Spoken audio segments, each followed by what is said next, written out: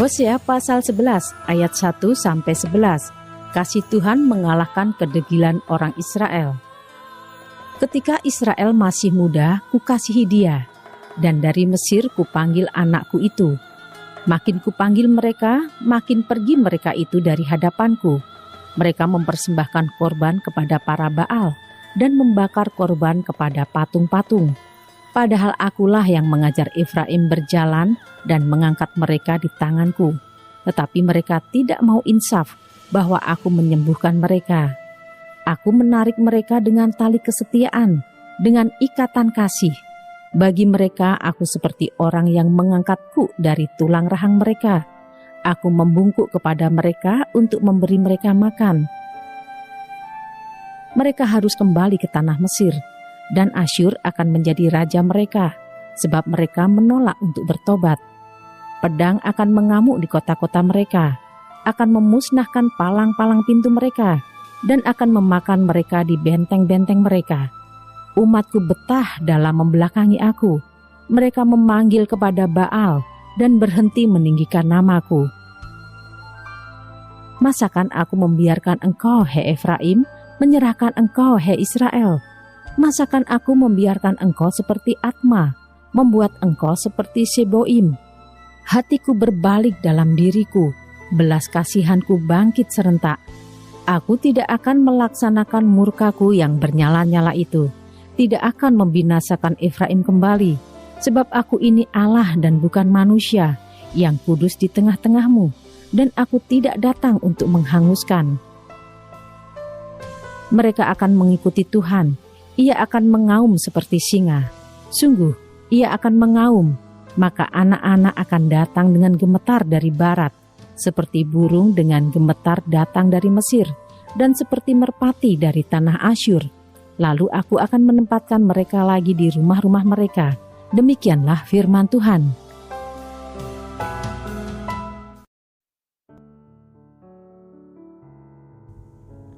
Shalom saudara.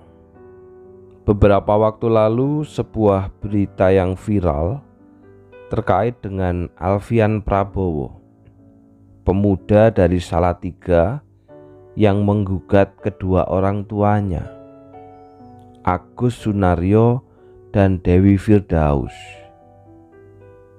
Ini adalah kasus yang beberapa kali terjadi di Indonesia, saudara, di mana seorang anak menggugat orang tuanya karena persoalan ekonomi. Perkara ini berawal saat Dewi, ibu dari Alfian, membeli Toyota Fortuner pada tahun 2013. Mobil ini ia atasnamakan Alfian karena Dewi baru saja menjual mobil lainnya dan belum mengurus balik nama. Belakangan saudara, Alfian meminta mobil Fortuner tersebut, dan apabila tidak diberikan, maka Alfian menganggap ibunya menyewa, dan menurut perhitungan dia, sewanya sudah mencapai 200 juta. Apa yang kita pikirkan dengan pemuda ini, saudara? Saya yakin kita pasti jengkel, kita pasti nggak habis pikir, karena pemuda ini tidak tahu diri, sudah dilahirkan, dibesarkan, dirawat, bahkan tentunya bebas memakai mobil tersebut, namun mengancam orang tuanya apabila mobil tersebut tidak diberikan, maka ia akan menggugat ibu kandungnya sendiri. Bukannya membantu orang tua, bukannya menolong orang tua, bukannya meringankan beban orang tua, namun justru menekan orang tua. Saya yakin setiap kita pasti jengkel dengan peristiwa ini. Namun sadarkah kita, saudara, bahwa di mata Allah terkadang kita pun juga seperti pemuda ini. yang tidak tahu diri dan berterima kasih. Sebagaimana firman Tuhan katakan dalam ayat yang pertama, ketika Israel masih muda, ku kasihi dia, dan dari Mesir ku panggil anakku itu. Dalam pasal yang ke-11 ini, saudara, Israel dilambangkan sebagai anak-anak Allah yang sejak kecil ditebus, dikasihi, dan dididik dengan kasih setia. Dulu nenek moyang mereka diperbudak di Mesir, namun kasih Allah menyelamatkan umat dan mengikatkan dirinya kepada mereka melalui ikatan perjanjian Sinai. Tapi ternyata umat tidak tahu balas budi. Mereka justru memilih untuk berbakti kepada Baal, seakan-akan Baal lah yang telah berjasa bagi hidup mereka. Itulah sebabnya umat dihukum. Akan tetapi saudara, sekalipun Allah menghukum umatnya, Allah tidak berhenti mengasihi umatnya. Kasihnya tetap nyata sekalipun umat berbuat sebaliknya. Dalam ayat yang ke-9, engkau tak akan kuhukum di dalam kemarahanku, engkau tidak akan kuhancurkan lagi, sebab aku Allah, bukan manusia, aku yang kudus. Hosea menggambarkan Allah sebagai seorang ayah yang memanggil anaknya Israel untuk kembali kepadanya. Sayangnya saudara, anak yang dipanggil itu justru kian memberontak dan menjauh dari sang ayah. Kasih setia Allah tidak pernah berhenti.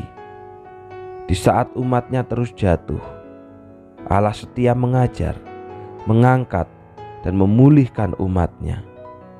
Allah berulang kali menyatakan kasih dan anugerahnya, menuntun umatnya dengan kasih, dan bahkan membungkuk untuk memberi makan kepada umatnya.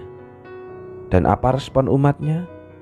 Tetap menjauh dan memberontak terhadapnya. Tetapi sekali lagi, Allah tidak pernah menyerah. Allah tetap menyatakan kasih dan pengampunannya agar umatnya mau berbalik kepadanya.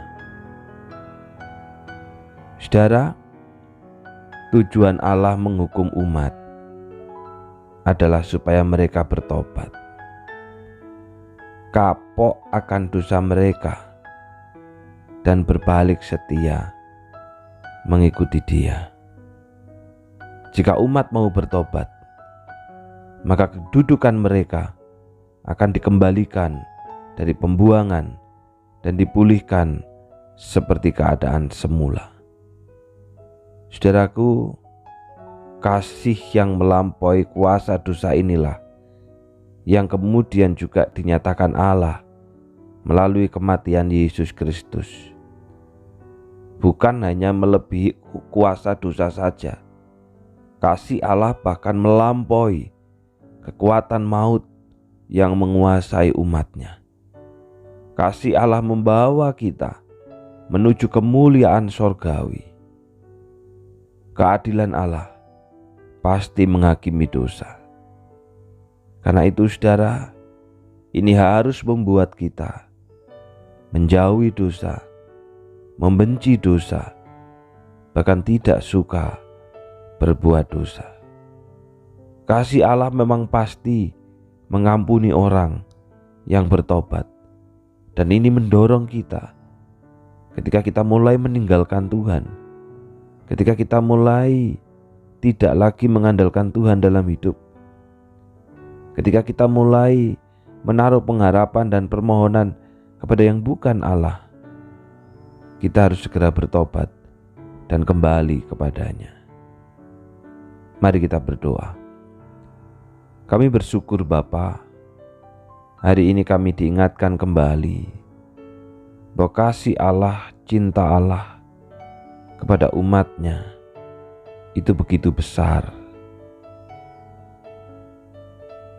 Karena itu tolonglah setiap kami umat-Mu Bapa, ketika kami mengerti akan kasih dan cinta Allah itu membuat kami menjauhi dosa, membuat kami membenci dosa, dan membuat kami tidak suka terus-menerus hidup di dalam dosa.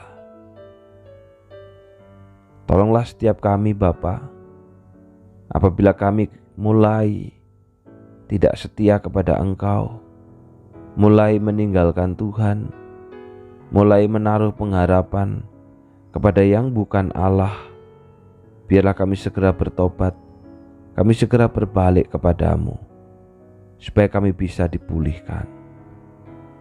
Secara khusus Bapa, pada hari ini hamba-Mu mengingat untuk kedua saudara kami, berdoa untuk Ibu Sarce Toban yang beberapa waktu lalu sempat sakit dan kemudian dipulihkan kembali oleh Tuhan. Biarlah kiranya Tuhan menolong Ibu Sarce melalui pemulihan yang terjadi ini, membuatnya makin mencintai Tuhan, makin mengasihi Tuhan, bahkan juga makin terus terikat dengan perjanjian. Pergumulannya sebagai orang tua, kiranya Allah yang akan memberikan kekuatan kepadanya, bahkan menuntun, menolong, menyertainya, membukakan jalan kepadanya. Biarlah Bu Sarce termasuk bilangan umat yang setia kepada Tuhan, oleh karena mensyukuri segala kebaikan Tuhan.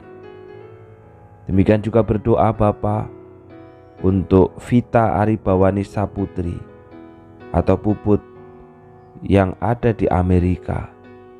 Sekalipun jauh Bapa, kami sebagai anggota tubuh Kristus, kami tetap mendoakannya. Kiranya Tuhan yang menolong Puput, menyertainya, bahkan dalam segala pergumulannya. Kiranya juga Tuhan menolong untuk tetap terikat dengan perjanjian, menaruh harapan hanya kepada Tuhan. Karena ketika kami mencari kerajaan sorga dan kebenarannya, maka segala sesuatu itu akan ditambahkan kepada kami. Tolong Puput Bapa untuk terus hidup takut akan Tuhan, terikat dengan perjanjian, dan di dalam segala pergumulannya sebagai orang muda dan keluarga muda, kiranya Allah yang akan menyertai, menolong, memberikan hikmat, sehingga setiap keputusan yang diambil adalah keputusan yang berasal dari Tuhan. Pekerjaannya, keluarganya, biarlah Tuhan berikan damai sejahtera yang dari sorga. Terima kasih Bapa. Inilah doa dan permohonan kami. Di dalam nama Tuhan Yesus kami sudah berdoa. Amin. Selamat ulang tahun untuk Ibu Sarce Toban. Kiranya terus terikat dengan perjanjian.